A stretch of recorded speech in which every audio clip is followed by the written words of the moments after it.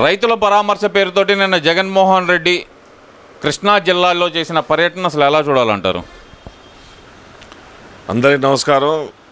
ఏదైతే వాస్తవంగా రాష్ట్రంలో తుఫాన్ వచ్చింది, తుఫాన్ కంటే ముందు కూడా ఈ సంవత్సరం అధికంగా వర్షాలు పడుతున్నాయి. మరి వర్షాలు అధికంగా పడ్డప్పుడు కొంతమేర రైతులు నష్టపోవడం జరుగుతుంది. ప్రభుత్వం కూడా ఎక్కడైనా సరే నష్టపోయిన రైతులకి ఎప్పటికప్పుడు ఆదుకునే విధంగా ఉన్న దాంట్లో సరైన చర్యలు తీసుకుంటుంది. చంద్రబాబు నాయుడు గారు కానీ, లోకేష్ బాబు గారు కానీ, అటు ఉప ముఖ్యమంత్రి పవన్ కళ్యాణ్ గారిని క్షేత్రస్థాయిలో పర్యటించడం, ఎక్కడికెక్కడ అధికారులని ఆ పనుల మీద, వాళ్ళ సమస్యల మీద అవగాహన కల్పిస్తూ వాళ్ళని అలర్ట్ చేస్తూ మరి ఎప్పటికప్పుడు పర్యటనలు చేస్తున్నారు. ఏదైతే నష్టం జరిగిన దానికి అంచనా వేయాలి, అధికారులు రావాలి, రాష్ట్ర అధికారులు ఉంటారు. అధికంగా నష్టం జరిగితే కేంద్ర ప్రభుత్వ బృందాలు కూడా పంపిస్తారు. మరి అంచనాలు వేసినప్పుడు ప్రభుత్వం తగిన విధంగా సాయం చేయడం జరుగుతుంది. అంతేలే కానీ ఇప్పుడు తుఫాన్ వెళ్ళిపోయింది, రెండో రోజే వచ్చేసి ఏదో లారీలో ఏదైనా డబ్బులు తీసుకొచ్చి ఏదైనా బియ్యం సరుకుల్లాగా ఇవ్వడానికి అవకాశాలు ఉండవు.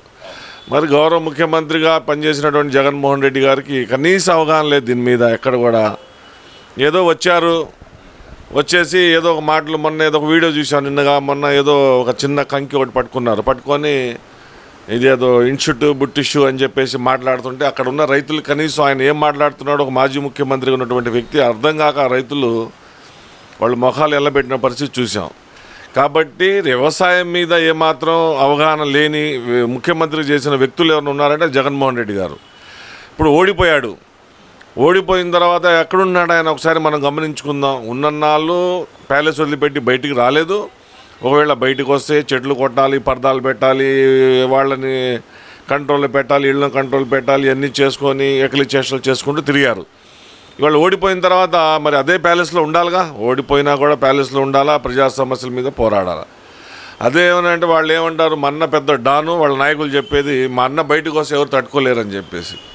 మీ అన్న తట్టుకోలేని పరిస్థితి ఉంటే 151 ఇచ్చిన ప్రజలు నీకు ఆల్రెడీ 151 ఇచ్చిన ప్రజలు 5 ఏళ్ళు తిరగకుండానే నీకు కేవలం 11 సీట్లు ఇచ్చారు. మరి మీ ఆబాండ గోపాలాన్ని తాగే మీ పరిపాలన ఉన్న పరిస్థితి అయితే 11 సీట్లు ఎందుకు వస్తాయి? మరి మీరు దేన్ని నమ్ముకున్నారు? మీరు కేవలం రౌడీజం, బూతులు, ఎదుటి వాళ్ళని తిడతాం, కొడతాం, జైల్లో పెడతాం, మానసికంగా దెబ్బతీయాలి, లేకపోతే కులాల పరంగా తిట్టాలి, కులాల పరంగా విడగొట్టాలనే ఆలోచనతో ఆ రోజు పరిపాలన చేశారు. కాబట్టి ఇప్పటికైనా సరే మార్పు రావాలి. మీకు కావాల్సింది ఏంటంటే ఎక్కడ క్షేత్రస్థాయిలో వెళ్ళండి. మీరు ముఖ్యమంత్రిగా ఉన్నప్పుడు వరదలు వస్తే మీరు ఏం చేశారు? అక్కడ సెట్టింగ్లు వేసుకొని, అక్కడ ఏదో పెద్ద ఒక సినిమా స్టైల్లో సెట్టింగ్ వేసుకొని మీరు అక్కడ నుంచి వీడియో షూట్లు చేసుకొని పొలాలు కనపడే విధంగా అదుగో ఇదిగో అని చెప్పేసి ఆ రోజు మీరు చూడడం జరిగింది. మరి ఇవాళ ముఖ్యమంత్రి గారు కానీ లేదా ఆయన తర్వాత ఎవరైనా సరే కూడా క్షేత్రస్థాయిలో వెళ్తున్నారు. అవకాశం ఉన్న మేర వాళ్ళకి ఎంత మేర ఆదుకోగలుగుతామనేది ఆలోచన చేసి అంత మేర ఆదుకుంటున్నారు. ఇవాళ నేను బయటకు వస్తే ఏదో అయిపోయింది, ఏదో చేసేస్తాం, మా జగన్మోహన్ రెడ్డి వస్తే తట్టుకోలేరు అంటున్నారు. ఎందుకు తట్టుకోలేరు? ఎవరో మీ క్యాడరు, మీ తిక్కలోళ్ళు కొంతమంది ఎక్కడటం తప్ప ప్రజలు ఇవాళ ప్రశాంతంగా ఉన్నారు. ప్రభుత్వం చేస్తున్న అన్ని విధాల్లో కూడా సమయస్ఫూర్తితో ఆలోచించుకుంటే ప్రజలు అయితే మాత్రం ప్రశాంతంగా ఉన్నారు. అంటే ఇక్కడ జగన్మోహన్ రెడ్డి నేను మాట్లాడుతుంది ఏంటంటే కనుక అదే మేము అధికారంలో ఉన్నప్పుడు 5 సంవత్సరాల పాటు రైతులను ఇబ్బంది పెట్టలేదు. ఈ కూటమి ప్రభుత్వం వచ్చిన తర్వాత ఈ 18 నెలల కాలంలో, అంటే జరిగింది 16 నెలలే కానీ జగన్మోహన్ రెడ్డి గారికి 18 నెలలు అనిపిస్తున్నాయి, అది వేరే విషయం అండి. ఈ 18 నెలల కాలంలో 16 ఉపద్రవాలు వచ్చినాయి. ఈ 16 ఉపద్రవాల్లో కూడా రైతులు నష్టపోతే ఒక్కటి కూడా పట్టించుకోలేదు చంద్రబాబు నాయుడు గారు అంటున్నారు. అది వాస్తవమే అనుకోవాలంటారు? నిజంగానే 16 ఉపద్రవాలు వచ్చి రైతులు ఇబ్బంది పడ్డారు అనుకోవాలంటారా? ఇప్పుడు మీ ప్రభుత్వ హయాంలో మీరు కానీ మేలు చేస్తే ఎందుకు ప్రజలు మీకు ఈ వర్జాన్ని తీర్పులు ఇచ్చారు? ఒకసారి గమనించుకోవాలా. ఆ రైతులే, అప్పుడున్న ప్రజలే ఈ తీర్పు ఇచ్చారు. మిమ్మల్ని ఓడగొట్టేసి మీ మొహం మీద కొడితే మామూలుగా కనపడకుండా వెళ్ళిపోయారు. కాయలు కాసే చెట్టుకే రాళ్ల దెబ్బలు అన్నట్టుగా విపత్తులు వస్తే ఎదుర్కొనే సత్తా ఉన్న నాయకుడు రాష్ట్రంలో ఉన్నాడు. విపత్తులు రావడం సహజం, అది భారతదేశంలో కాదు పక్క దేశాల్లో కూడా కావచ్చు. ఎక్కడైనా సరే విపత్తు అనేది అనేక రూపాల్లో వస్తుంటుంది. దాన్ని ఫేస్ చేసుకునే విధానం, దాని మీద ఏదైతే వచ్చేదాన్ని పసిగట్టడం కానీ లేదా జరిగిన నష్టాన్ని తర్వాత పూడ్చుకోవడంలో కానీ క్షేత్రస్థాయిలో పర్యటించడం, ఎవరికేం కావాలో ఆదేశాలు ఇవ్వడం, ఇవన్నీ చేసే విధం ఆలోచనలో చేయగలిగిన నాయకత్వం ఉన్నప్పుడే భగవంతుడు కొన్ని పరీక్షలు పెడతాడు. వస్తున్నాయి సమస్యలు. వచ్చినప్పుడు సిబ్బందిని కానీ ఎవరైనా సరే అధికారులు నాయకుల్ని ప్రజాప్రతి అందరిని అలర్ట్ చేసేసి ఎక్కడికక్కడ సమస్యల మీద సమస్య వచ్చేదాన్ని కూడా ముందే పసిగట్టుకొని దాన్ని ఎలాగా ఇచ్చేసుకోవాలి అనే ఒక సిద్ధాంతం తెలిసిన వ్యక్తి చంద్రబాబు నాయుడు గారు. మరి మీకు ఆయనకి ఎంత తేడా ఉంది? మీరు 5 ఏళ్ళు రైతులకి ఏం చేశారు? మీరు మీ హయాంలో ఏమీ లేదు. ఎక్కడ కూడా రైతులకి గిట్టుబాటు ధరలు లేవు, విత్తనాలు ఇచ్చింది లేదు, లేదా ఎరువులు ఇచ్చింది లేదు.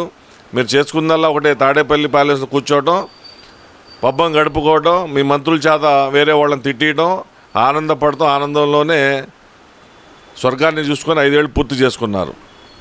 కాబట్టి ఇవాళ ప్రజాపరిపాలన నడుస్తుంది. ఏ విషయంలో కూడా ఇక్కడ ప్రభుత్వాన్ని విమర్శించాలంటే అనేక రకాలు విమర్శించవచ్చు, కానీ క్షేత్రస్థాయిలో మీరు కూడా ఒకసారి ఆలోచించుకుంటే వాళ్ళు ప్రతిపక్ష నాయకులు ఎలా ఉంది, ప్రభుత్వం చేస్తున్నది ప్రజల దాకా వెళ్తుందా లేదా, వాళ్ళ ఇబ్బందులు పసిగట్టుకొని ఏం కావాలో చేస్తున్నారా లేదా, ఇవాళ సూపర్ 6 హామీలు ఇచ్చారు, ఎంత మేర అమలు చేస్తున్నారు, ప్రజలకు ఇబ్బంది ఉందా లేదా అని ఆలోచించుకోవాలి. అంతేగాని ఏదో చౌకబారు రాజకీయాలు చేసి ఇలా రాజకీయ లబ్ధి పొందాలంటే మాత్రం ప్రజలు సహించరు ముందు.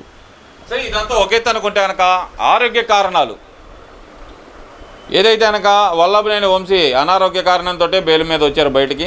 అలాగే కొడాలి నాని గత కొంతకాలంగా ఎదురుగా ఒక బెల్ట్ వేసుకొని చెస్ట్ మీద తిరుగుతున్న వ్యక్తి నిన్న మాత్రం కారు మీద జాయిగా ఏలాడబడుతూ తిరుగుతున్నారు. జగన్మోహన్ రెడ్డికి రక్షణగా ఉన్న కొడాలి నాని, వల్లభనేని వంశీ అంటూ కొన్ని వార్తలు అయితే చక్కెర కొడుతున్నాయి. అసలు ఎలా చూడాలంటారు? మరి వీళ్ళు నిజంగానే అనారోగ్య కారణం చూపించారంటారా, లేదంటే కనుక బయటికి రావడానికి దారి కోసం చూసుకుంటున్నారు అనుకోవాలంటారా?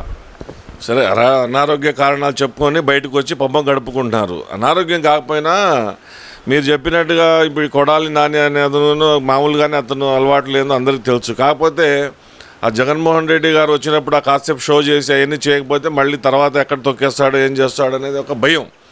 కాబట్టి ఆరోగ్యం సహకరించకపోయినా లేదు, ఆయనతో పాటు ఒక గంట తిరిగినా 3 రోజులు పడుకుంటాడు ఇంటికి వచ్చేసి అవసరమైతే. ఎందుకంటే ఆ గంట కష్టపడ్డాడు అనుకో, మళ్ళీ ఏదో ఒకటి ఆరోగ్యం చెడిపోయేసి వచ్చేసి ఒక 3 రోజులు పడుకుంటాడు అవసరమైతే. కాబట్టి వాళ్ళ అధినాయకుడు వచ్చాడు కాబట్టి లాభం నష్టం ఏది జరిగినా కూడా, లాభం కానీ నష్టం కానీ ఏది జరిగినా కూడా పాల్గొనాల్సిందే. పాల్గొని ఏదో కాసేపు ఆ షో చేసేసి ఆ జనాలని కార్యకర్తలు ఉన్నవాళ్ళని కొద్దిగా ఉత్తేజపరచుకొని ఆ కాసేపు ఇచ్చేసి ఆయన హ్యాపీగా బెంగళూరు వెళ్ళిపోతాడు. కాబట్టి వీళ్ళు తర్వాత ఇక్కడ వాళ్ళ ఇంట్లో పోయి వాళ్ళు రెస్ట్ తీసుకుంటారు. అనారోగ్య కారణాలంటే ఏముంది, కుర్రోళ్ళ వీళ్ళకి ఏముంది, కదిలితే ఆయన చంద్రబాబు నాయుడు గారితో పోటీ పడుతూ ఉంటారు. వీళ్ళ మొహాలు పాడు కానీ ఆయనతో పాటు వీళ్ళాడి అవుతారు. ఇప్పుడు మొత్తం కలిపితే 60 ఏళ్ళు లోపళ్ళకి వీళ్ళందరూ కూడా మరి ఇప్పటికే 4 రకాల బిడ్డలు వేసుకుంటారు. మళ్ళీ ఒక 2 నెలలు జైల్లో ఉంటే వల్లభనేని వంశీ ఆయన ఎలా అయిపోయారో మనందరం కూడా చూసాం. కాబట్టి ఏంటంటే బయట అందుకే మొన్న మేకపాటి రాజమోహన్ రెడ్డి గారు కూడా చెప్పారు, అరే నాయన మీరు జగన్మోహన్ రెడ్డి గారు మేలు చేయాలంటే ముందు మీ నోరుని కంట్రోల్ పెట్టుకుంటారా బాబు, మీరు తిట్టే బూతుల వల్ల ఆయన ఆనందం పొందుతున్నాడు కానీ అధికారానికి దూరం అయిపోతున్నాడు అని చెప్పేసి పెద్ద ఆయన సలహా కూడా చెప్పాడు. అందుకని కాబట్టి ఏదైనా రాజకీయాన్ని రాజకీయంగా చేయాలి, రౌడీజాన్ని కలుపుకొని మేము ఏదో చేస్తాం, ఏదో చేసేద్దాం ప్రజల్ని, అది ఏదో అంటే కాసేపు అది ఊగటానికి పనికొచ్చి తప్ప శాశ్వతంగా రాజకీయాలు చేయడానికి మాత్రం వీళ్ళు వాడే భాష కానీ వీళ్ళు చెప్పే కారణాలు కానీ దేనికి కూడా పనికొచ్చే పరిస్థితి లేదు. చివరిగా ఓ ప్రశ్న, గతంలో ఏదైతే గనక పంట నష్టం జరిగినప్పుడు బాపట్ల ఏరియాలో జగన్మోహన్ రెడ్డి గారి పర్యటన సందర్భంగా నడి రోడ్డు మీద స్టే చేసి రెడ్ కార్పెట్లు వేసి స్వాగతం పలికిన రోజు నుంచి మరి ఈరోజు పొలంలోకి ఉత్తకాళ్లతో దిగే పొజిషన్కి జగన్మోహన్ రెడ్డి ఎందుకు వచ్చాడు అనుకోవాలంటారు? ఇది రాజకీయంలో భాగంగా చూసుకోవాలంటారా, ఫోటోషూట్లో భాగంగా చూసుకోవాలంటారా, లేదంటేనే నిజంగానే Jaganmohan Reddy ground to earth వచ్చాడు అనుకోవాలంటారా? ఏదైనా మన కింద నీరు వస్తే కానీ దాని విలువ తెలీదు. అధికారులు ఉన్నప్పుడేమో మరి బాపట్లో మీరు చెప్పినట్టుగా రెడ్ కార్పెట్ వేసి రైతులను ఏదో ఉద్ధరించేసాం మేము తప్ప ఇంకెవరు లేనట్టుగా ఉదరగొట్టేసి చేశారు. మీరు ఎంత ఉదరగొట్టినా, ఎంత మీడియాలో ఎంత షూట్లు చేసుకున్నా, ఎంత సోషల్ మీడియా చేసుకున్నా క్షేత్రస్థాయిలో ప్రజలకు అర్థమైపోయింది ఏం జరిగింది. ఆ రోజు బాపట్ల రైతులు కానీ ఇవాళ తిరుగుతున్న పరిస్థితులు కానీ 151 నుంచి 11 ఇచ్చి కోడితే ఆ గూబా గూయి అనేది ఎక్కడైతే ఉందో ఆ రీసౌండ్ ఇంకా తగ్గక పొలాల్లో నడుస్తున్నాడో, గట్ల మీద నడుస్తున్నారో, లేదా ఫోటో షూట్లు చేసుకుని తిరుగుతున్నారు. జగన్మోహన్ రెడ్డి గారికి ఇప్పుడు కూడా అర్థం కాని పరిస్థితి. అంటే నిన్న పవన్ కళ్యాణ్ గారిని ఉద్దేశించి వీళ్ళందరూ ఫోటోషూట్ల కోసం మాత్రమే తిరుగుతున్నారని మాట్లాడిన వీళ్ళు మరి ఈ రోజు పొలంలోకి వెళ్ళినప్పుడు మరి వాళ్ళు ఫోటోషూట్లకు కాకుండా ఉండిద్ది అనుకోవాలంటారా? మరి ఆయన ఉప ముఖ్యమంత్రిగా ఉన్నారు, ఆయన పని ఆయన చేస్తారు, ఆయన కూడా చూస్తాడు. ఉప ముఖ్యమంత్రి గారు హోదాలు ఉన్నారు కాబట్టి ఎంత నష్టం జరిగింది, ఒక ఎకరానికి ఎంత పెట్టుబడి అవుతుంది, వాళ్ళు రైతులకు ఇస్తే మనం ఎంత ఇవ్వగలుగుతాం, ఎంత ఇవ్వాలి అనే దాని గురించి ఆయన ఆలోచిస్తారు. ఇప్పుడు ఈయన ఓడిపోయి ఉన్న ముఖ్యమంత్రి గారు కాబట్టి ఆయన ఏం చేస్తాడు, ఏదో పర్యటన చేసాం, ఫోటోలు చేసుకున్నాం, సోషల్ మీడియాలో పెట్టుకున్నాం, లేదా రైతుల గురించి ఏదో ఒకటి మనం కూడా 4 మాటలు మాట్లాడితే అయిపోయి చేతులు దులుపుకుండా మళ్ళీ మన ప్యాలెస్కి మనం వెళ్ళిపోతాం. కాబట్టి ఫోటోషూట్లు క్షేత్రస్థాయిలో మీకు తిరగాలని ఉంటే పరిస్థితులు అనుకూలించాలా, తిరగాల, ప్రజలు రైతు సలహా ఇవ్వాలి. ముందు ప్రభుత్వం ఒక రైతుకి ఒక ఎకరానికి ఇంతకాడికి పెట్టుబడి నష్టం వచ్చిందని సలహా ఇవ్వాలి.